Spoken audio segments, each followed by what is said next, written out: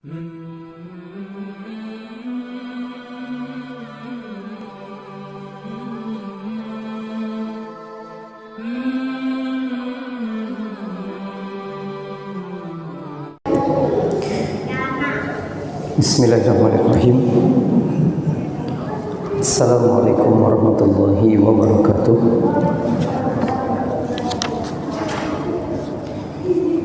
Innal hamdalillah nahmaduhu wa nasta'inuhu wa nastaghfiruh wa na'udzu billahi min shururi anfusina wa min sayyiati a'malina. May yahdihillahu fala mudilla lahu wa may yudlil falan tajida lahu waliyyan mursyida. Asyhadu an la ilaha illallah wahdahu la syarika lah wa asyhadu anna Muhammadan abduhu wa rasuluhu alladzi la nabiyya wa la rasula ba'dah. Faqala Allah ta'ala fi kitabihil karim wa huwa asdaqul qailin wa nahnu ala dzalika minasy syahidin. Ba'da a'udzu billahi minasy syaithanir rajim.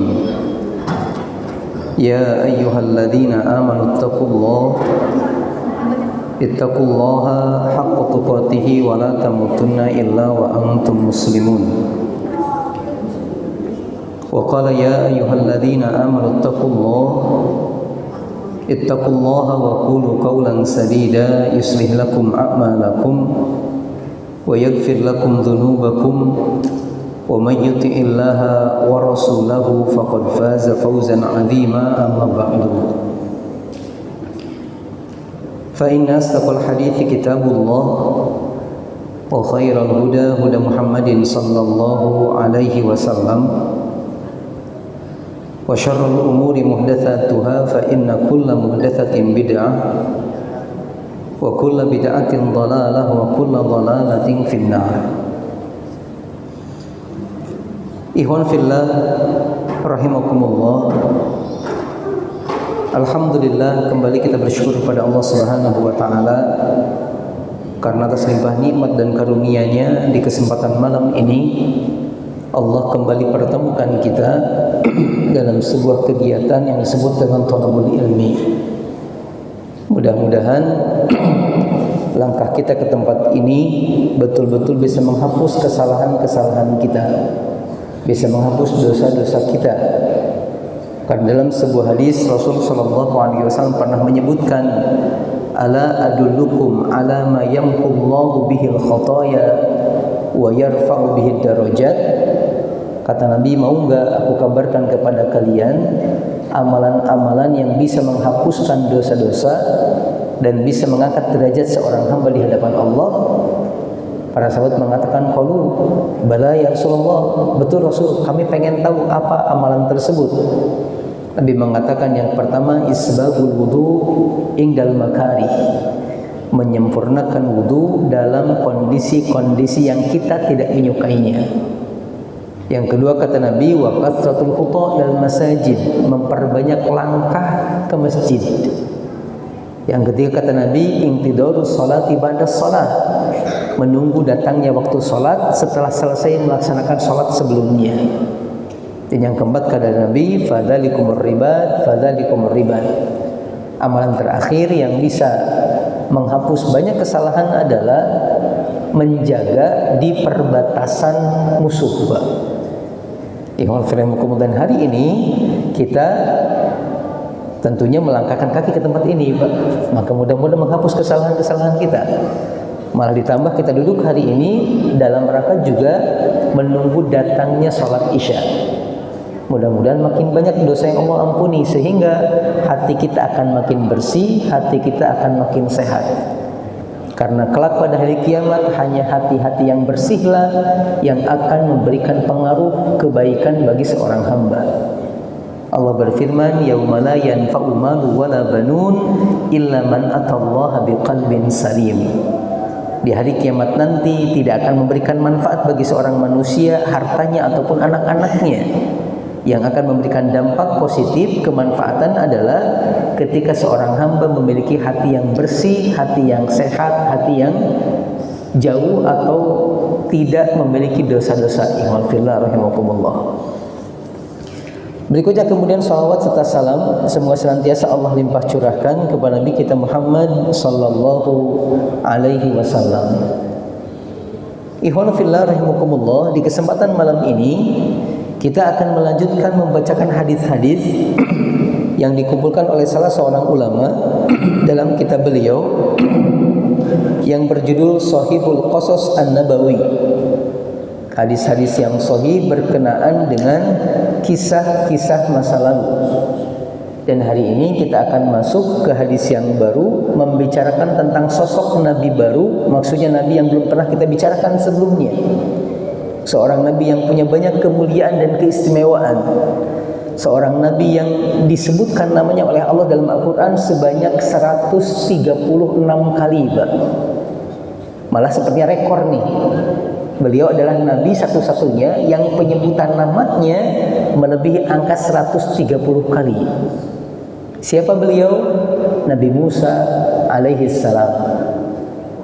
Seorang nabi yang memiliki banyak kemuliaan, keistimewaan, yang bukan cuma dari perkataan Nabi sendiri, tapi juga firman Allah Subhanahu wa taala. Ikhwan fillah rahimakumullah, di antara ayat yang menunjukkan tentang kemuliaan Nabi Musa alaihissalam, yang pertama adalah beliau merupakan seorang nabi yang memiliki sifat ikhlas yang sangat tinggi, Pak. Ini yang pertama. Berikutnya beliau seorang yang jujur. Secara fisik pun beliau seorang yang postur tubuhnya kuat, Pak. Termasuk juga beliau orang yang amanah. Kita bisa melihat dalil perkataan salah seorang perempuan yang waktu itu sempat ditolong oleh Nabi Musa ketika mengantri untuk air, Pak. Kan ketika Nabi Musa datang ke sebuah tempat, lalu beliau menemukan ada sekelompok orang tengah mengantri ngambil air. Di belakang mereka ada dua perempuan yang tengah duduk, tidak bisa ngantri karena semua yang ngantri laki-laki. Nabi Musa mendekat ke arah keduanya, bertanya apa yang sedang mereka lakukan. Lalu mereka mengatakan, kami sedang menunggu giliran sampai mereka beres baru kami ngambil air. Kemudian Nabi Musa mengambilkan air buat mereka, sampai kemudian mereka pulang lebih awal. Ketika pulang lebih awal, bapaknya nanya kepada keduanya, kenapa tumben pulang lebih awal? Akhirnya mereka mengatakan dibantu sosok pemuda. Lalu sang ayah sebagai ucapan syukur terima kasihnya kepada laki-laki ini, diundanglah Nabi Musa untuk jamuan hidangan. Dan singkat cerita, ikhwan fillah rahimakumullah, keduanya atau anak-anak beliau meminta ayahnya untuk menyewa Nabi Musa alaihissalam atau mengupahi Nabi Musa alaihissalam. Keduanya mengatakan innahu laqawiyyun amin. Musa ini sepertinya sosok orang yang kuat dan yang amanah. Dan masya Allah betul demikian. Ikhwan fillah rahimakumullah. Seorang nabi yang memiliki banyak kemiripan, Pak, dengan Nabi Muhammad SAW dalam beberapa mukjizat yang dimilikinya. Apa diantaranya disebutkan dalam kitab Al-Jami'u fil Khasa'is. Dikatakan bahwasanya wa amma Musa alaihi salatu wassalam faqad utiya nab'al ma'i minal hajari. Nabi Musa itu diberikan oleh Allah sebuah karunia, yaitu dengan tongkatnya bisa keluar memancar air dari batu, Pak.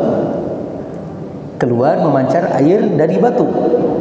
Allah berfirman dalam Quran surat Al-Baqarah ayat 60. Wa idistasqa Musa liqaumihi faqulna drib bi'asaqal hajar fanfajarat minhu ithnata asyrata 'aina qad 'alima kullu unasin mashrabahum kulu washrabu min rizqillah wa la ta'thaw fil ardi mufsidin.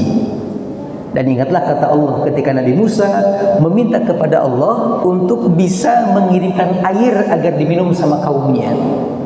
Lalu Allah mengatakan kepada Nabi Musa, idrib bi asaqal hajar, pukulkan tongkatmu ke batu. Akhirnya dipukulkan tuh Pak, kemudian fanfajarat min husnata atrata ayna. Akhirnya memancarlah kemudian 12 pancaran air, Pak, dari batu yang dipukul oleh Nabi Musa alaihi salam. Ini dalil yang menunjukkan Nabi Musa Dengan izin Allah Subhanahu wa taala bisa mengeluarkan air dari batu. Sedangkan Nabi sallallahu alaihi wasallam dikatakan wa waqa'a dzalika nabiyina sallallahu alaihi wasallam wa zada bi nab'ihi min baini asabihi syarifah. Nabi pun demikian. Cuman kalau Nabi memancarkan air bukan dari batu, bukan lewat tongkat, melainkan dari jari jemarinya langsung. Dari jari jemarinya langsung. Di antara dalilnya adalah pernyataan Imam Al-Bukhari dari sahabat Anas bin Malik radhiyallahu taala anhu. Beliau mengatakan utiya an-nabiyyu bi ina'in wa huwa bizawra'i. Suatu ketika Nabi tengah berada di samping sebuah pasar, Nabi didatangkan sebuah bejana. Fa wada'a yadahu fil ina. Lalu Nabi kemudian meletakkan kedua tangannya di wadah tersebut, di bejana tersebut. Faja'alal ma'u yanbu'u min baini asabi'i. Ternyata memancarlah kemudian air dari jari jemari Rasul sallallahu alaihi wasallam. Sampai dikatakan fatawadda'al qaum, sehingga umat atau kaum yang bersama dengan Nabi saat itu bisa berwudu dari air tersebut. Padahal bejananya enggak gede, Pak. Bejananya tidak besar. Kemudian Qatadah mengatakan ketika mendengar hadis ini dari Anas bin Malik radhiyallahu taala anhu, kata beliau, "Kam kuntum?" Kira-kira dulu ketika engkau bersama dengan Nabi melihat kejadian itu, lalu sahabat berwudu dari air tersebut, berapakah jumlah kalian, kata beliau? Berapakah jumlah sahabat yang berwudu dari air yang memancar dari jari jemarinya Rasulullah sallallahu alaihi wasallam? Qala, Anas bin Malik mengatakan, "Salasumi'atin." Kurang lebih jumlahnya 300 orang. 300 orang berwudu dengan air yang keluar dari jari jemarinya Rasulullah sallallahu alaihi wasallam. Kalau satu orang segini wudunya, Pak, berarti 300 gini kurang lebih keluar dari jari jemarinya Rasulullah sallallahu alaihi wasallam. Ini dalam satu riwayat, Pak. Dalam riwayat yang lain, Jabir bin Abdullah pun mengatakan hal yang mirip. Kata beliau, "Atisha an-nasu yaumal Hudaybiyah." Suatu ketika para sahabat di tahun Hudaybiyah kehausan, kekurangan air, tidak memiliki perbekalan yang cukup untuk minum, Mbak. Kemudian wa Rasulullah sallallahu alaihi wasallam baina yadayhi raqwatun. Nabi waktu itu tengah memegang sebuah wadah yang terbuat dari kulit, isinya air minum. Ihwanfirukumullah. Fatawadda'a minha. Dan Nabi pun kemudian menggunakan air tersebut selain buat minum untuk berwudu. Ketika orang-orang melihat hal tersebut, fa'aqbalan nas nahwahu. Orang-orang kemudian mendatangi Rasul sallallahu alaihi wasallam. Rasul merasa dikelilingi oleh para sahabat, bertanya, "Malakum?" kata Nabi, "Ada apa dengan kalian semua? Kenapa kalian mendekat kepadaku?" Kemudian mereka mengatakan, "Ya Rasulullah, laisa indana ma'un natawaddau bihi wa la nashrabu illa ma fi uraqwatika." Rasul, saat ini kami tidak punya air untuk wudu ataupun untuk minum kecuali air yang di wadahmu itu. Kecuali air yang di wadahmu itu. Kata para sahabat, maksudnya air kami habis, Rasul.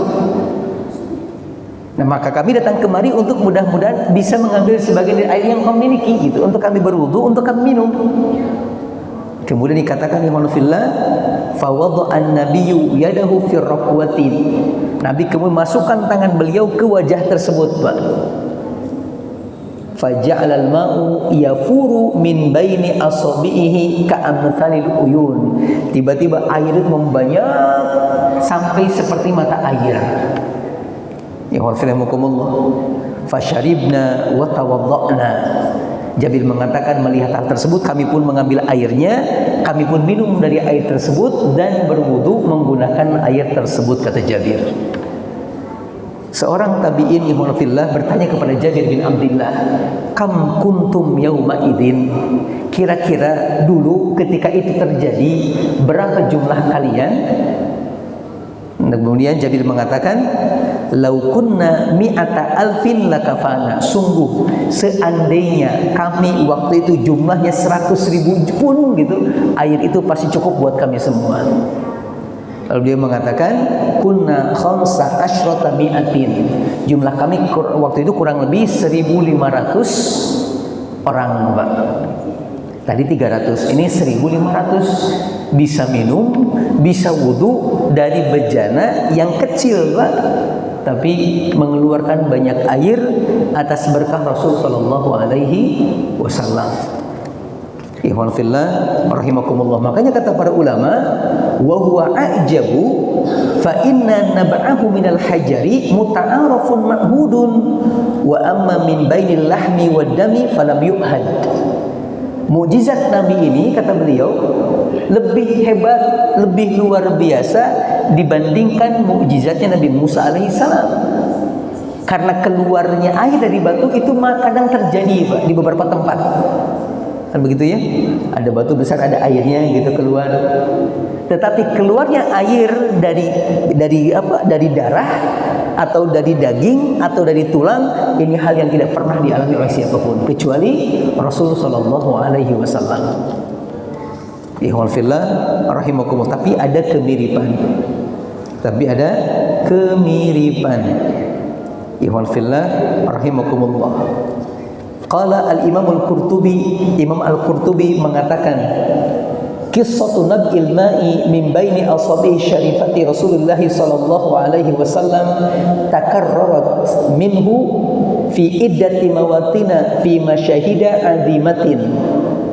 Kisah tentang air yang memancar dari jari jemarinya Rasul ini banyak riwayatnya. Banyak riwayatnya, bukan cuma satu, bukan cuma dua, tapi banyak. Wa waradat min turukin katsiratin yufidu majmu'uha al-ilm al-qat'i, sehingga karena banyaknya riwayat yang menyebutkan hal tersebut, hal ini menyimpulkan bahwa hal tersebut bukan sebuah kedustaan, tapi sesuatu yang betul-betul terjadi, Pak. Walam yusma bimithli hadhil mu'jizati an ghairi nabiyina sallallahu alaihi wasallam, dan tidak pernah kita temukan riwayat seperti ini atau mukjizat seperti ini dari Nabi selain Nabi kita Muhammad sallallahu alaihi wasallam. Ikhwan fillah rahimakumullah. Ini mukjizat yang ada kemiripan dengan Rasul sallallahu alaihi wasallam. Mukjizat yang lain adalah berkenaan dengan kayu, Pak, dengan tongkat, dengan sesuatu yang berasal dari pohon gitu. Kan kita sama-sama tahu, Pak, dalam sebuah ayat Allah mengatakan di Quran surat Al-Asy-Syu'ara ayat 30 sampai 32 disebutkan qala alau ji'tuka bi syai'in mubin qala fa'ti bihi in kunta minas shadiqin fa alqa asahu fa idza hiya thubanun mubin. Singkat cerita, Allah memberikan kepada Nabi Musa sebuah tongkat. Lalu beliau berdakwah membawa tongkat tersebut. Suatu ketika umatnya nantang beliau dengan mengatakan, wahai Musa, kalau engkau seorang utusan Allah, pasti engkau bawa mujizat. Coba tunjukkan mujizatmu. Kalau engkau memang betul-betul seorang nabi. Akhirnya kemudian Nabi Musa melemparkan tongkatnya dan tongkat pun berubah menjadi seekor ular. Ini Nabi Musa alaihissalam. Adapun Rasul sallallahu alaihi wasallam dikatakan dalam sebuah riwayat Imam Al-Bukhari dari Jabir bin Abdullah radhiyallahu taala anhu, kata beliau, anna nabiyya sallallahu alaihi wasallam kana yaqumu yaumal jumu'ati ila syajaratin aw nakhlatin. Nabi itu ketika datang hari Jumat kemudian melaksanakan sholat dan berkhutbah, maka beliau khutbahnya sambil naik ke sebuah pohon kurma, agar kelihatan sama orang-orang. Sampai kemudian hal ini dilihat oleh seorang perempuan. Melihat hal tersebut, si perempuan mengatakan, ya Rasulullah, ala naj'alu laka minbaron? Rasul, boleh enggak aku buatkan mimbar khusus untukmu agar engkau tidak usah naik ke atas pohon ini gitu.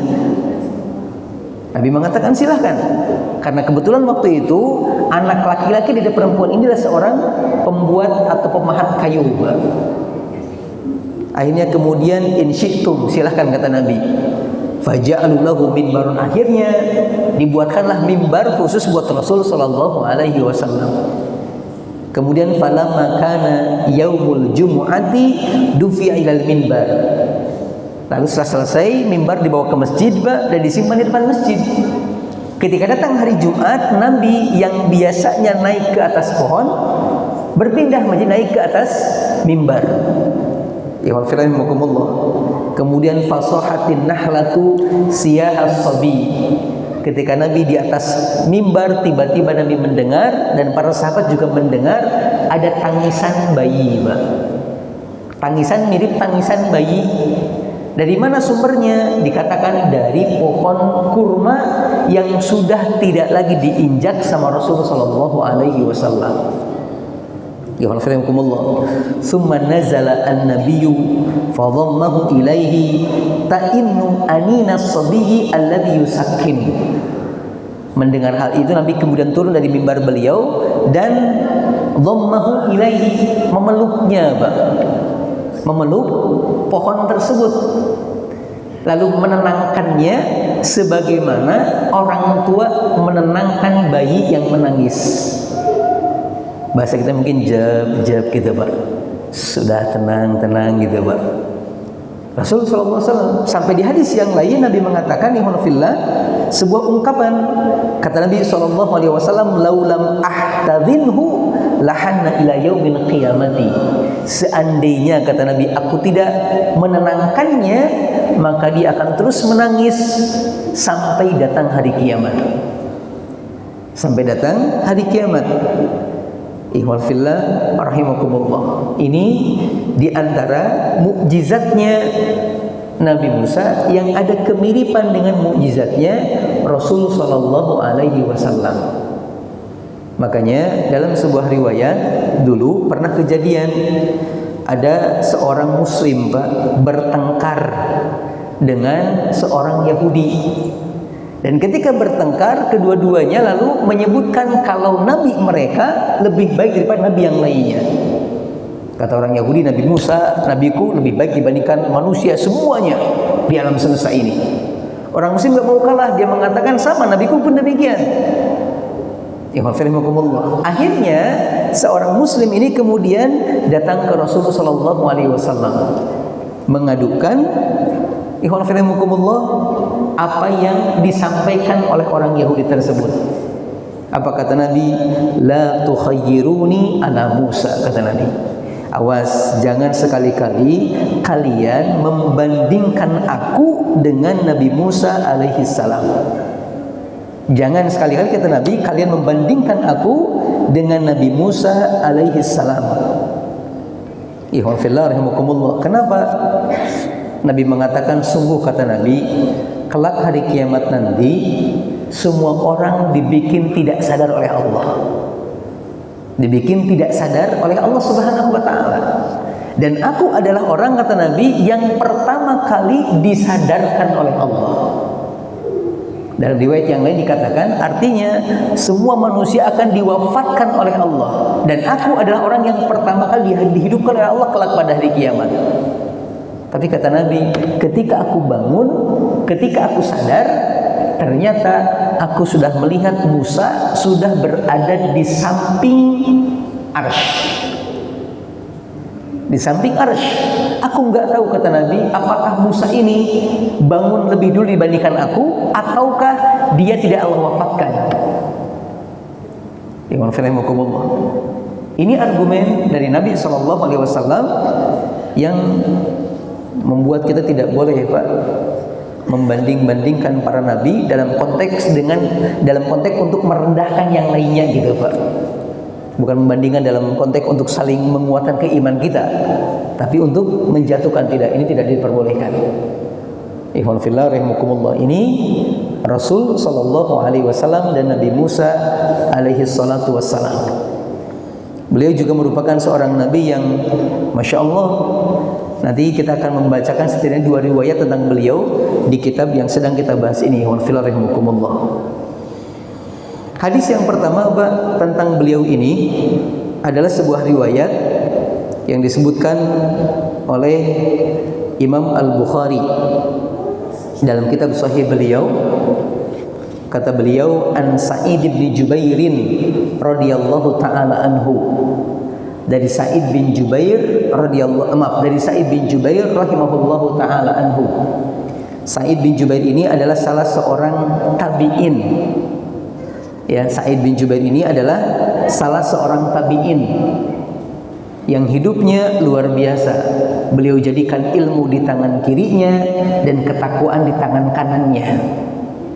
Seseorang yang kalau orang-orang nyari Pak, pasti menemukannya di dua tempat. Kalau nggak di perpustakaan lagi baca buku atau lagi mengkaji ilmu, beliau sedang berada di masjid, sedang beribadah kepada Allah Subhanahu wa taala.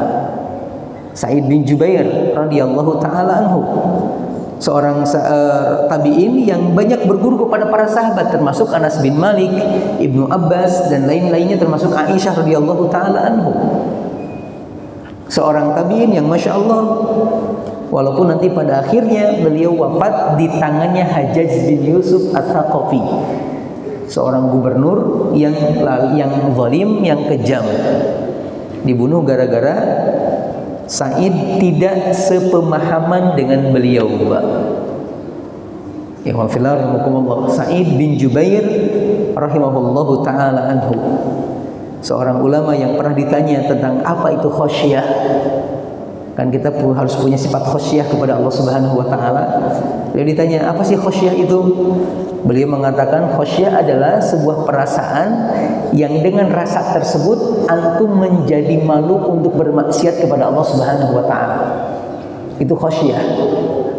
Artinya kalau ada orang yang ngaku takut sama Allah tapi masih bermain di belakangnya untuk bermaksiat kepadanya, dia belum punya takut yang sesungguhnya, Pak. Kan kita sama-sama gitu Pak ya, kita akui, kita pun punya rasa takut kepada Allah Subhanahu wa taala. Tapi terkadang rasa takut yang kita miliki tidak mencegah kita dari perbuatan dosa kepada Allah. Maka takut ini, kata beliau, bukan takut yang sesungguhnya. Takut yang sesungguhnya kepada Allah adalah ketika seorang manusia betul-betul bisa menahan diri dari maksiat kepada Allah Subhanahu wa taala. Beliau mengatakan, innal khasyata an takhsyallaha hatta taqula khasyatuka bainaka wa baina ma'siyatik fatilkal khasyah. Sesungguhnya rasa takut kepada Allah yang sesungguhnya adalah rasa takut yang bisa bikin Anda tidak bermaksiat kepada Allah. Kemudian beliau mengatakan, wa dzikru ta'atullah, dan zikir itu adalah melaksanakan ketaatan-ketaatan kepada Allah. Faman ata Allah faqad dzakarahu, barang siapa yang taat kepada perintah Allah, menjauhi larangan Allah, maka dia telah berzikir kepada Allah. Wa man lam yuti'hu, tapi barang siapa yang tidak taat kepada Allah, falaisa bidzakirin, maka dia tidak termasuk orang yang berzikir kepada Allah. Wa in aktsara at-tasbihi wa tilawatil Qur'an, walaupun tasbihnya banyak dan baca Qur'annya pun banyak. Bisa dipahami Pak? Kata beliau, saya ulangi, orang yang zikir kepada Allah itu adalah orang yang taat kepada perintah Allah dan menjauhi larangan Allah. Bukan orang yang banyak zikirnya, bukan orang yang banyak tasbihnya, bukan orang yang banyak menyebut nama Allah termasuk baca Qur'annya. Kalau mereka masih bermaksiat kepada Allah, itu bukan orang yang ahli zikir kepada Allah. Karena banyak orang-orang yang hari ini memperlihatkan mulutnya berzikir kepada Allah, tangannya menggenggam tasbih, Pak. Baik tasbih yang manual ataupun yang elektronik. Tetapi di belakang itu semua, naudzubillah tsumma naudzubillah, banyak pelanggaran yang mereka tinggalkan. Kadang nggak sholat wajib, Pak. Kadang tidak melaksanakan, mohon maaf, kewajiban sama keluarganya, menelantarkan kehidupan mereka. Ini bukan orang yang berzikir, Pak. Ini bukan ahli zikir, menurut pernyataan Sa'id bin Jubair rahimahullahu taala anhu. Rahimakumullah. Ada pernyataan lain yang menarik dari Sa'id bin Jubair ini ketika beliau ditanya tentang ma alamatu halakin nas. Wahai Sa'id, kata salah seorang tabi'in yang lain yang bernama Halal bin Khabbab, kira-kira apa tanda-tanda sekelompok manusia ini akan hancur, akan binasa? Ada nggak tandanya kalau sekelompok manusia akan menjadi kaum yang hancur dan binasa? Beliau mengatakan idza zahaba ulama'uhum. Tanda satu kaum akan binasa, akan hancur kalau para ulamanya sudah meninggal dunia. Para ulamanya sudah dianggap tidak lagi punya kepentingan dalam kehidupan mereka. Ini tanda umat itu akan hancur perlahan-lahan, Pak. Wallahu musta'an. Ya wal filar rahimakumullah. Ini Sa'id bin Jubairin rahimahullahu taala anhu. Ada sebuah riwayat yang lain disebutkan dalam sebagian kitab para ulama bahwasanya ternyata ada seorang tabi'in namanya Rabi bin Abi Shalih. Beliau mengatakan dakhaltu ala Sa'id bin Jubairin hina ji'a bihi ilal hujaji. Aku pernah menemui Sa'id bin Jubair ketika beliau dibawa untuk menghadap Al-Hajjaj. Kemudian fabaka rajulun. Tiba-tiba ada seorang laki-laki yang menangis melihat Sa'id dibawa untuk dihukum. Lalu Sa'id mengatakan, "Ma yubkika, apa yang bikin Anda menangis?" Qala, dia mengatakan, "Lima asobaka, aku menangis karena melihat engkau akan dihukum. Aku sedih." Kemudian Sa'id bin Jubair mengatakan, "Fala tabki, jangan menangis. Kana fi ilmillahi an yakuna hada." Kata beliau, jangan nangis karena hal ini sudah Allah catat dalam takdirnya. Tidak perlu menangis karena ini sudah Allah catat dalam takdirnya. Tsumma tala, kemudian beliau membacakan sebuah ayat, ma asaba min musibatin fil ardi wala fi anfusikum illa fi kitabin min qabli an nabra'aha. Allah berfirman, tidaklah satu musibah yang menimpa baik di langit ataupun di bumi atau di diri kalian wahai manusia, melainkan itu semua sudah dicatat dalam kitab Lauhil Mahfud sebelum kami menciptakan kalian. Ini pernyataan Sa'id bin Jubairin rahimahullahu ta'ala anhu. Mu'adhan? Bangga.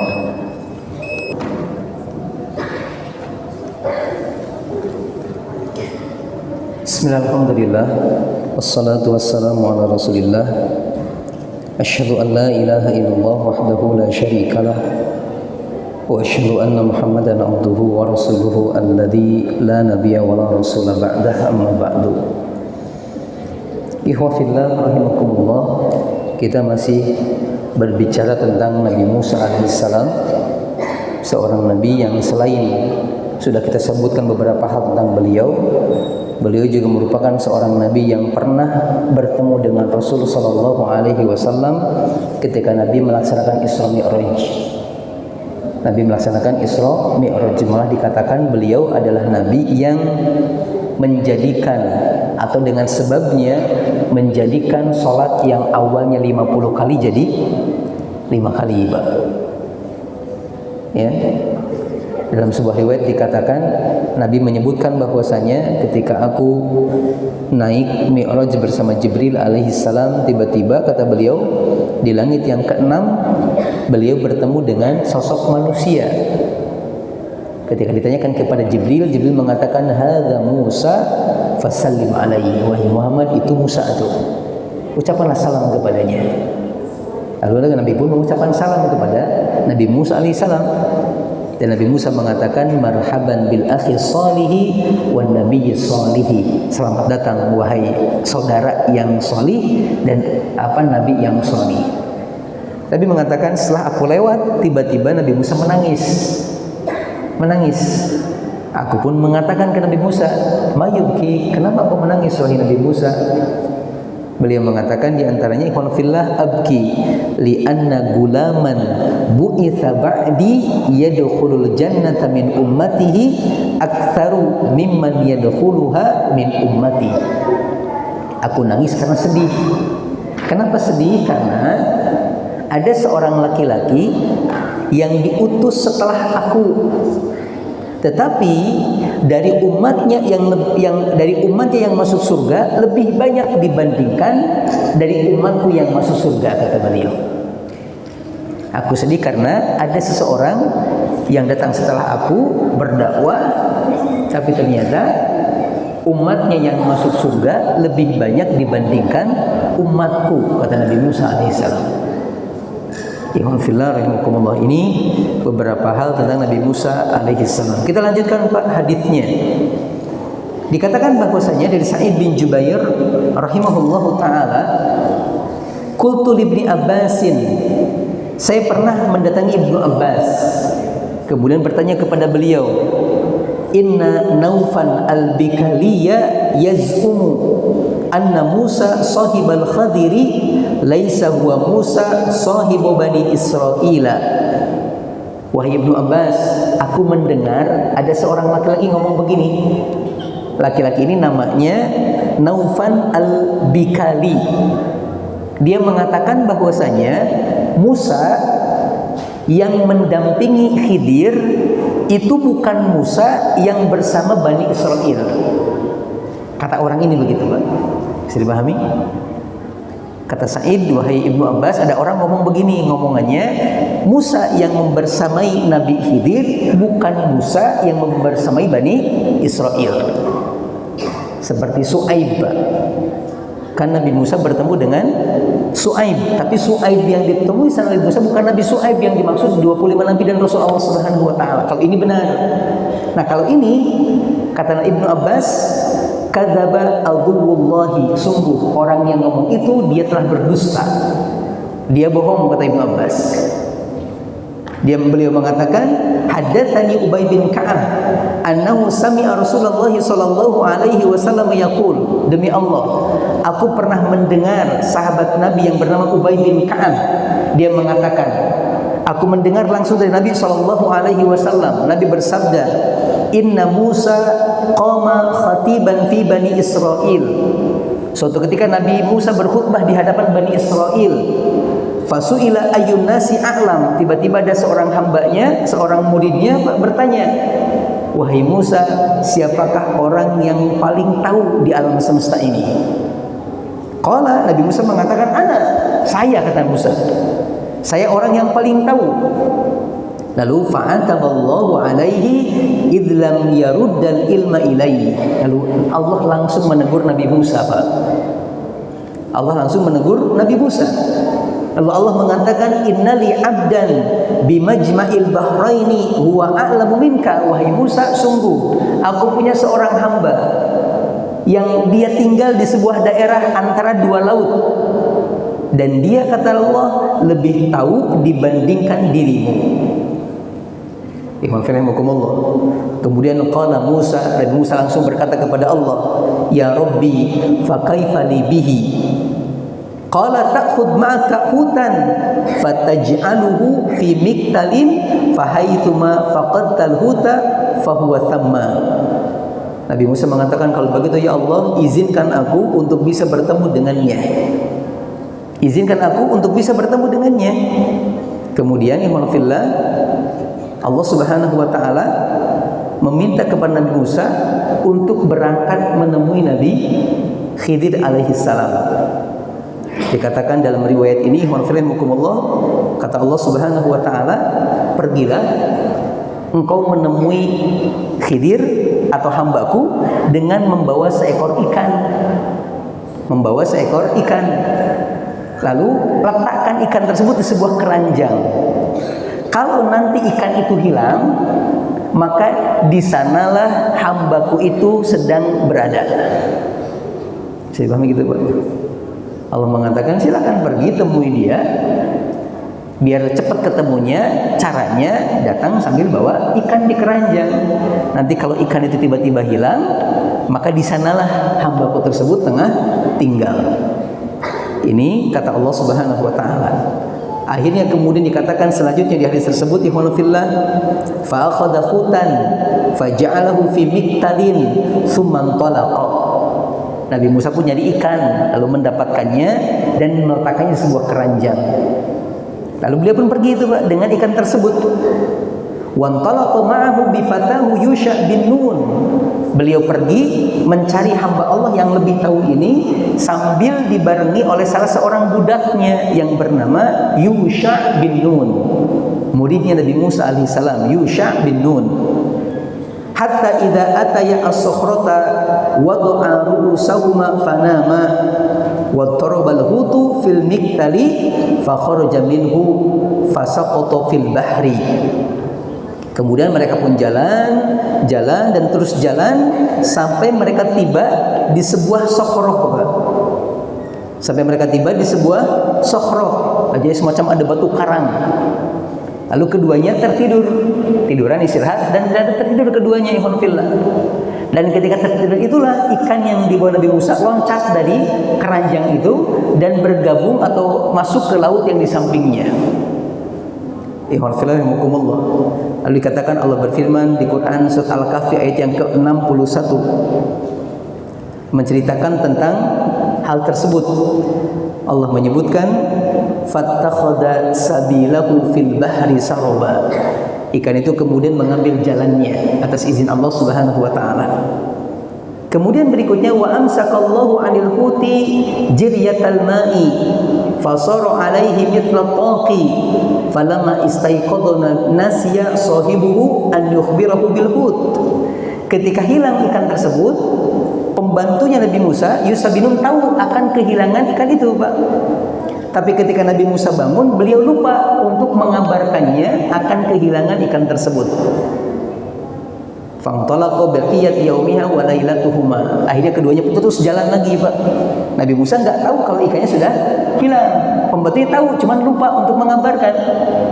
Sampai terus jalan hatta idza kana minal ghaddi, pas besok harinya qala Musa, berhenti lagi. Musa bilang ke pembantunya, atina goda ana laqad lakina min safarina hadza nasaba. Kita istirahat dulu yuk, ayo buka bekal kita. Kita sudah kecapean nih. Ternyata pas dibuka baru ngeh tuh, Pak. Baru tahu kalau ikan itu udah hilang. Akhirnya si pembantu mengatakan ikan tersebut sudah hilang beberapa waktu yang lalu. Singkat cerita, akhirnya keduanya kemudian kembali ke tempat di mana mereka kehilangan ikan. Ikhwan fillah rahimakumullah. Sampai sini, Pak. Bisa dipahami kira-kira? Baik. Sisanya minggu depan. Karena hadisnya panjang. Ini hadisnya kurang lebih 2-3 halaman. Jadi kita baru sampaikan kisah hilangnya ikan saja, Pak. Sisanya mudah-mudahan di pertemuan selanjutnya kalau Allah berkenan. Ini barangkali yang bisa saya sampaikan, kurang lebihnya ana mohon maaf. Semoga Allah Subhanahu wa taala memudahkan kita untuk bisa berkumpul di tempat ini melanjutkan kajian kita untuk menuntaskan kisah tentang Nabi Musa alaihissalam. Innallaha wa malaikatahu yusholluna 'alan nabi ya ayyuhalladzina amanu shallu 'alaihi wa sallimu taslima. Allahumma shalli wa sallim wa barik wa an'im wa zid 'ala nabiyyina Muhammadin wa 'ala alihi wa ashabihi wa man tabi'ahum bi ihsanin ila yaumiddin. Innallaha wa malaikatahu yusholluna 'alan nabi ya ayyuhalladzina amanu shallu 'alaihi wa sallimu taslima. Fa subhanakallahumma wa bihamdika asyhadu an la ilaha illa anta astaghfiruka wa atubu ilaik. Walhamdulillah. Wassalamu alaikum warahmatullahi wabarakatuh.